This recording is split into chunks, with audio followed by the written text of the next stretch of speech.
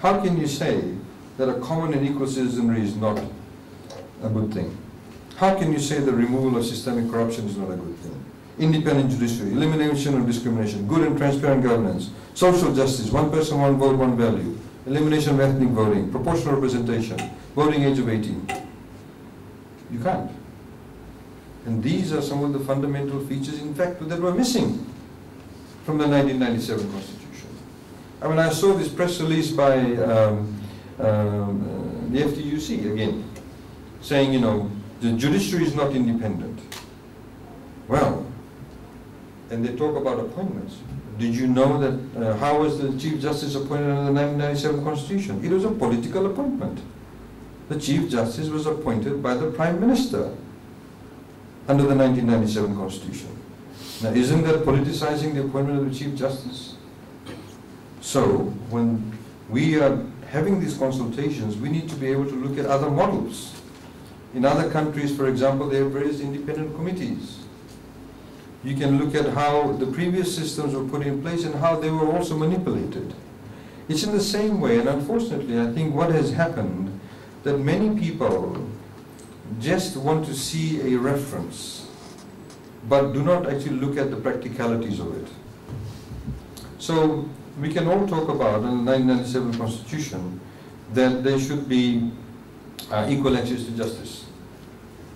But in practical terms, when you have Legal Aid Commission not being given enough funds, how can there be access to legal assistance? They can't help everybody. Under the Beni Marama government, you now have legal aid offices in Nosori, Suba, Ba, Latoka, Lambasa. We're looking at opening ones in Nandi and Singatoka. Now that's giving access to justice. There's more money available. Women, for example, who have maintenance cases, people who cannot get equal legal representation for crimes, etc., they are being represented. That is access to justice in a practical fashion. When you have now the Chief Justice giving directions that even interlocutory matters must be heard in an open court, that is creating a transparent judiciary. Not having interlocutory matters heard in chambers with you and the judge. Now you can go there, and even if it's a 5-minute interlocutory matter, you can go and sit in. Independent Legal Services Commission, anybody can go and sit in and hear the proceedings. These are very practical issues in respect of giving access to power, access to democracy from that perspective. I just have another question.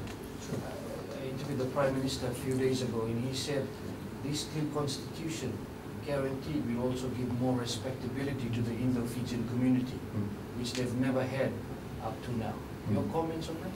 Well, you have for the first time in Fiji's history a Prime Minister saying that everybody is a Fijian.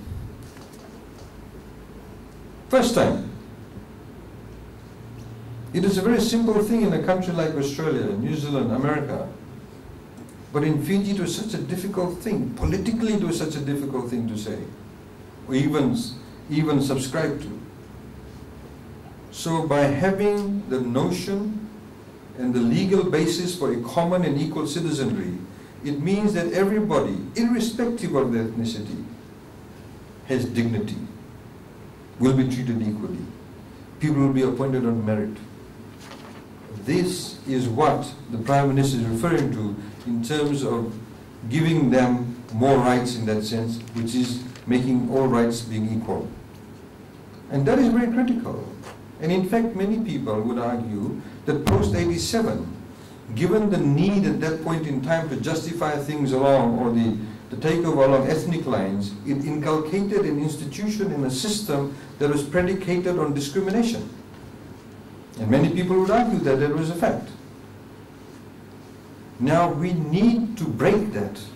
But there are some politicians who thrive on that. So they will go to them and say, look, you are being discriminated against. I will represent you for your interest in that forum. As opposed to saying, let's build legal systems and institutions that will treat everybody equally. So they in fact are trying to prey on the insecurities of people. Today you have a Prime Minister who's saying, I'm giving every single citizen in this country dignity. respectability, and you'll all be treated equally. There are poor people in all ethnic groups, in all religious groups. There are disabled people in all genders, or both the genders I should say. And that's how we should be viewing society. As you see, one of the basic principles is social justice. Now I see, unfortunately, rather ridiculously, in the FTUC report they said social justice, well, there's public order amendment degrees. It's got nothing to do with that. It goes to show the shallow understanding. But can I also say this today, because I think we need to be completely upfront. And the day after the Constitution, the 1997 Constitution was abrogated, I was in my office with the then Solicitor General and the Deputy Solicitor General, who is now the Acting Solicitor General, and we were in the office working, and I received a phone call from Felix Anthony, and I put the phone on speaker because I was writing. And I remember saying to the two gentlemen in the room with me, say, let's see what he says. She said, well, AG, what had to happen has happened. Don't worry, we're here to support you. These things need to happen and we've got to look towards the future. What's to that effect? I can have those two gentlemen swear an affidavit to that effect. The very same Felix Anthony, when he was no longer on the FNPF board, suddenly talks about how the Constitution should not be abrogated. Suddenly talks about how the 1997 Constitution must be brought back. It demonstrates how individual politicians use the situation at that time to their own advantage. When we had, some of you may recall, when government had reduced the retirement age from 60 to 55, and some of you may also recall that the FPSA had in fact challenged that. We went to the High Court, we went to the Court of Appeal, and government won at the Court of Appeal level. Then we heard that the FPSA was going to appeal that to the Supreme Court. From any good lawyer's perspective, the government had the legal ability to reduce the retirement age. It had the powers to do so. Felix Anthony said to me, AG, why don't you meet up with Rajeshwar Singh, the General Secretary of the FPSA, and find a resolution to it. I said, fine. I remember quite specifically, we went to Barrister's Coffee Shop, which is up here near Knowledge Street. I remember the table we sat at. There's Felix to my right, there's Rajeshwar Singh in front of me. I said to him, after the normal chit-chat, I said, why are you challenging this when you know that you will lose? And he said to me, AG, look, I know we will lose, but most of my members are Bhayas. Bhayas in that context means indigenous Fijians, Itaukei, and they want to see me fight. So I'll bring a QC from Australia, we'll go and fight, you'll win, I'll look happy, I'll look good because I brought a lawyer to fight the case, and my members will be happy with me. We both will be on a good wicket. We both will be happy. This is the kind of attitude that we need to remove. These are the kind of machinations that have been in place now in Fiji for decades, where they rub each other's backs, people in the elite, and they carry on. They drive the BMWs, they drive the Pajeros, notwithstanding the fact that they represent trade unions. As we've said previously, if you look at the history of trade unionism in Fiji, and indeed even today, the areas where the most exploitation takes place is where you find an absence of trade unionism significantly. How strong is a trade union in the retail sector? How many people still continue to be exploited by people in the retail sector? In some of the other areas, but you see trade unionism being very strong wherever you've had state-owned enterprises or where you have civil service. Very easy to pick up the dues, the check-off system. So we all need to be able to address these very fundamental issues. Look at the power dynamics in our society. As the Prime Minister said in his speech, we want to hear the voices of not just the elite or the well-connected. We want to hear the voices of ordinary Fijians. And that is very important.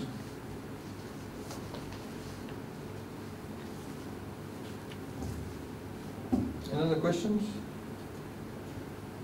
Mr. Saikam, just last question. The guide by Interpeace,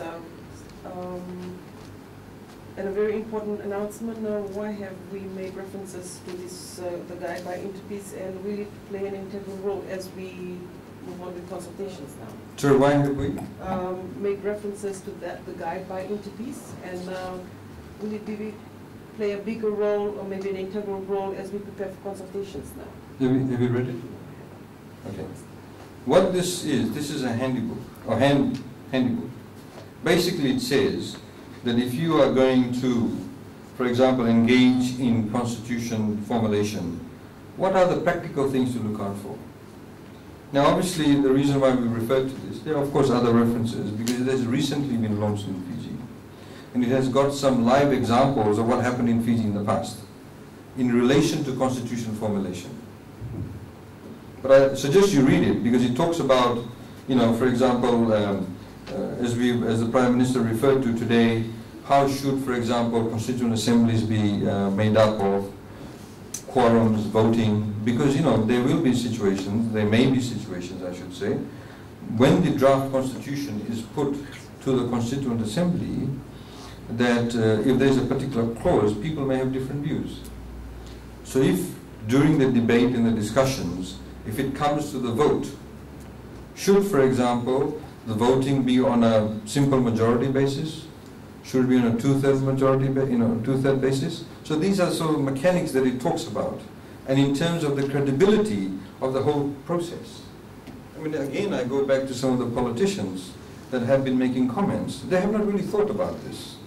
They want to go and make these changes in a vacuum. Let's all of us get together in a room, predominantly men, and lock ourselves up and decide what's good for the future of Fiji. Second, final question. Constituent Assembly. I understand political parties will also be members, and the announcement will be made in December. Leading up to then, according to Mahendra Chaudhry, Fiji Labour Party is the only functional political party in Fiji. Is this true? If not, then what's the process like of selecting political parties? To be honest with you, I do not know how the political parties are operating at the moment. Whether SDL is functional, NFP or Labour Party, etc. But I can tell you that there are many political parties that have not been functional for a long period of time, not just even post 5 December. There are about 16 political parties. Some of these political parties, in fact, were formed by families. Some of them, in fact, have not contested elections or only contested elections once. So we need to look at that. We need to modernize the laws in respect of how political parties are registered. In many countries, for example, political parties can only be registered if you have a very good chunk of the population supporting that political party. You may require 5,000, 10,000, whatever signatures to be able to form a political party. Otherwise, all of us in this room can go today and form a political party and say, let's form a political party. Of course, in some, and thank you for that question, because there are some very pertinent issues which the Prime Minister has also highlighted. In some countries, in order to avoid corruption, political parties are in fact funded by government.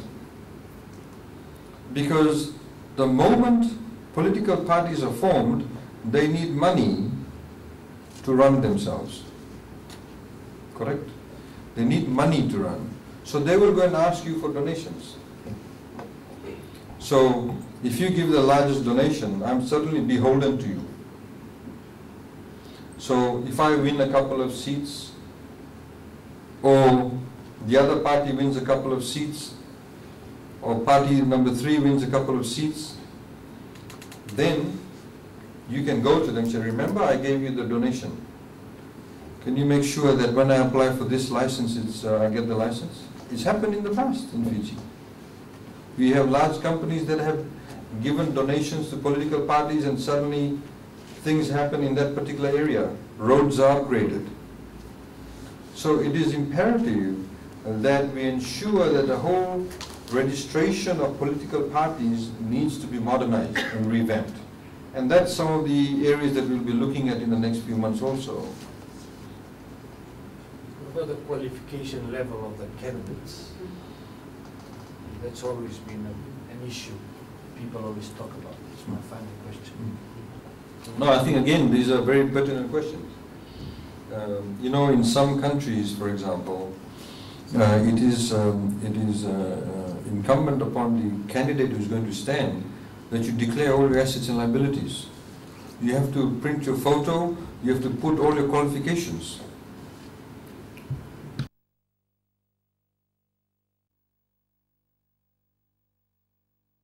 Be very passionate about the environment.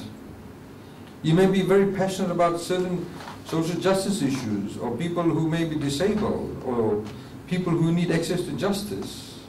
Or you may simply want to vote for somebody because you think they're good looking. The choice is yours. And that's what this system will create, is to give you the choice. And that is critical in any truly democratic society.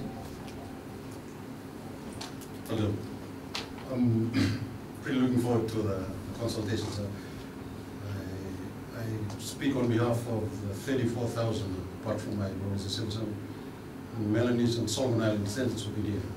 We talk about the 97 constitutions and the rest. To us, they've been very discriminative. If you look at all of us, we have maternal links from all the 3 provinces in Fiji. None of us, since we came 1,800 years ago and since independence, have had opportunity for Fijian affairs scholarship or higher education growth. And we've been almost marginalized in that area. So we're pretty much looking forward to this when it comes to contribute effectively. Good. And you know, I encourage everybody to go and air whatever they want to before the Constitutional Commission and think about issues. You know, if you read this book, there's sometimes what people come and talk about is very pertinent to their daily lives. And so therefore it is the role of the Constitutional Commission to be able to translate that into a working provision within the Constitution. Because if, for example, a bulk of the Fijians, they come to the Constitutional Commission and say, we want access to water or electricity, or we want education. Like I said earlier on, that means that bulk of the Fijians are interested in economic and social rights. So how do we address that in the Constitution? That's critical. Okay. Thank you very much. Thank you very much, sir.